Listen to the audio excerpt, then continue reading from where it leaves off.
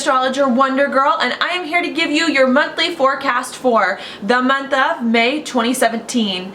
Now this month I am so excited about. Just doing the astrology got me super excited for what is to come.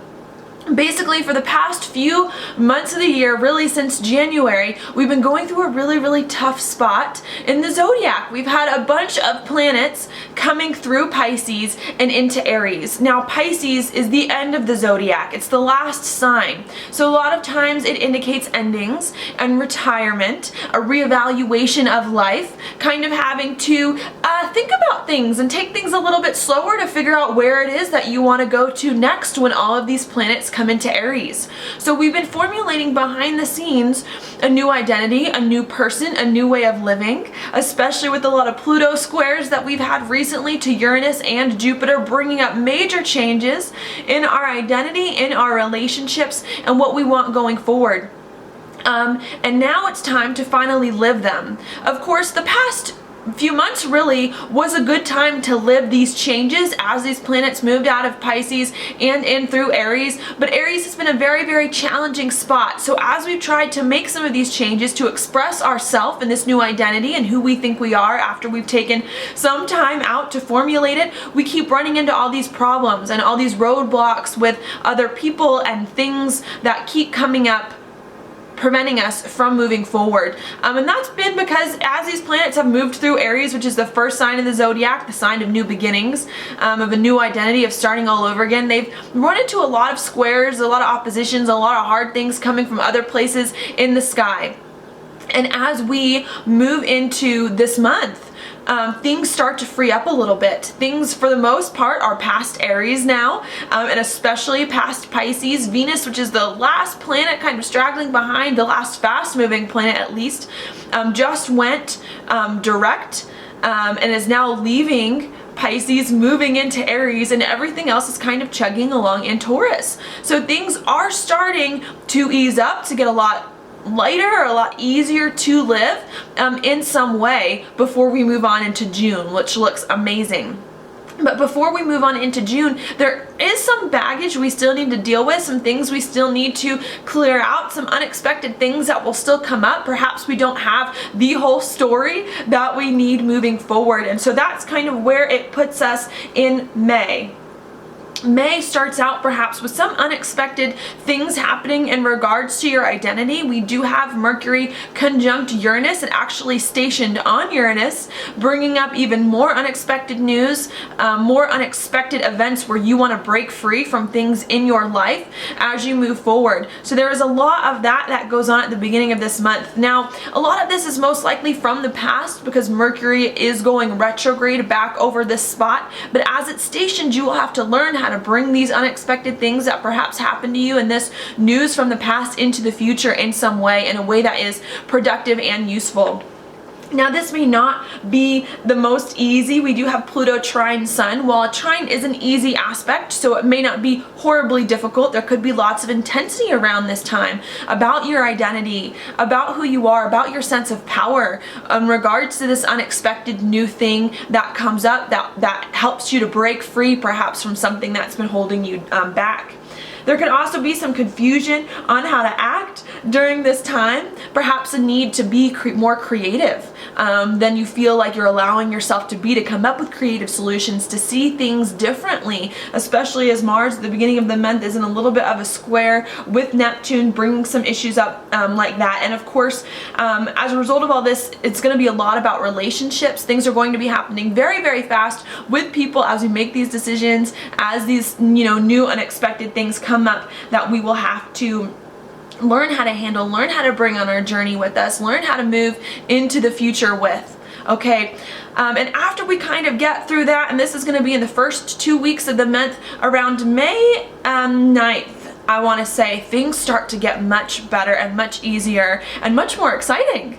And that's because we've got the nodes, which move officially into Leo and Aquarius. They've been in Virgo and Pisces for the last year and a half. Now they're going to move into Leo and Aquarius, where they're more free, it's more passionate. You know, Leo is a fire sign, Aquarius is an air sign. So they want to explore, they want to have fun, you know, they want to be themselves. And so you get this more new energy that comes in, that as you've been fighting so hard for so long in Virgo Pisces with this earth, air, you know, with this earth water story going on about being practical, about your emotions and things like that, things all of a sudden start to get much lighter and much faster, and to move forward in ways like that. So that is a very good thing.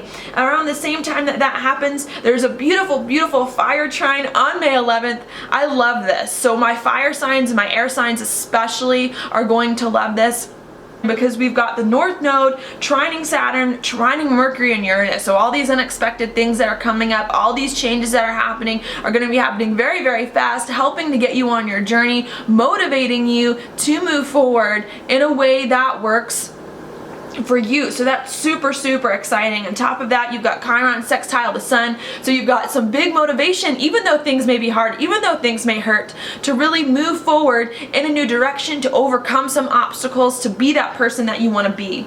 Doesn't mean things are going to be easy either. Around that time, we've got the full moon in Scorpio, which can bring up lots of emotions for you, lots of deep emotions that you're going to have to learn how to put aside and to appreciate and to let go of, so that you can step into a new time that's more so about exploration and ideas and moving forward and passion. So that could happen as well. And then we do have some challenging aspects towards the middle of the month, with Sun squaring the node, so some difficulty trying to figure out where you want your life to go there as well, and some oppositions between Jupiter and Venus and Saturn and Mars. So perhaps a need to learn how to balance your relationships with your identity, with what you want, moving forward with what truly makes you happy. That could definitely be an issue.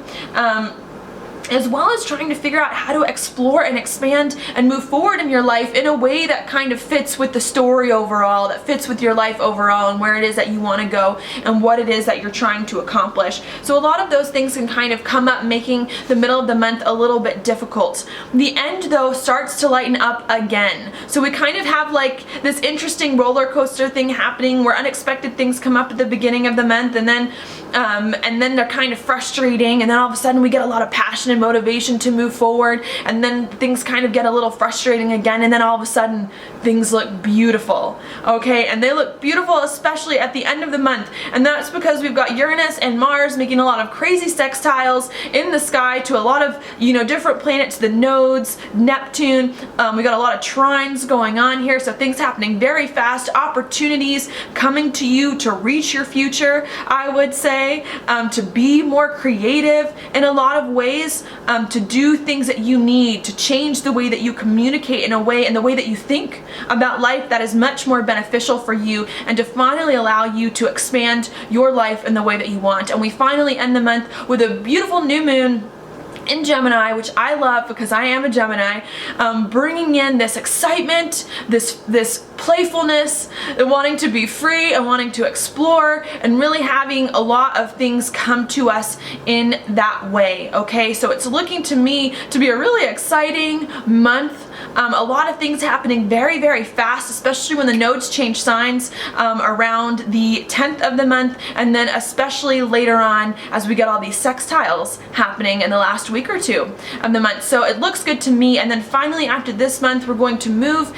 into June, and June also looks great. We've got Mercury at home in Gemini, where it loves to be, allowing us to be open with our communication, to explore, to have fun in a lot of ways. Venus now moves into Taurus during June, making our relationships much more comfortable, helping us to really focus on our relationships and what it is that we like about them and what it is that's important. So that works. Mars is in Cancer. While Mars is not in the best place in Cancer, it does bring our attention more to home and building foundations. So we're starting to explore our life more, be more comfortable with our relationships, and really build something that can last and that feels comfortable and feels like home and feels true to who we are at the same time. So there's a lot of good things that are coming. It's just this month that there's going to be a lot of transitions, a lot of changes happening, perhaps in unusual ways and very fast, that we're going to have to get through.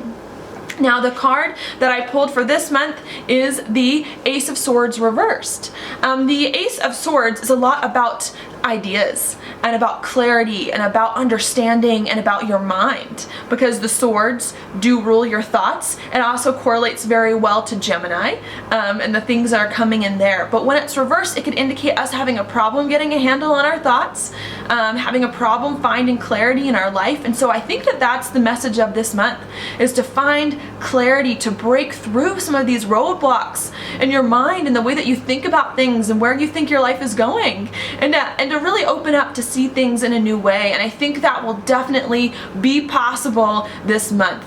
Uranus also brings clarity, brings insight, especially when you get all of these crazy unexpected aspects. There's going to be a lot of things that are going to come this week or this month that you're going to have to figure out how to make sense of in your mind, how to turn into something that is a positive for you. I don't even know if you'll have to turn it into a positive. In a lot of ways it may just be that. But to really search for the clarity that you need, and the insight and the inspiration, and to take hold of it when you find it, and to bring that with you into the rest of the year, which looks very exciting, much lighter than it has in the past, and just a great time to build and explore. So that's all I have for you today. Thank you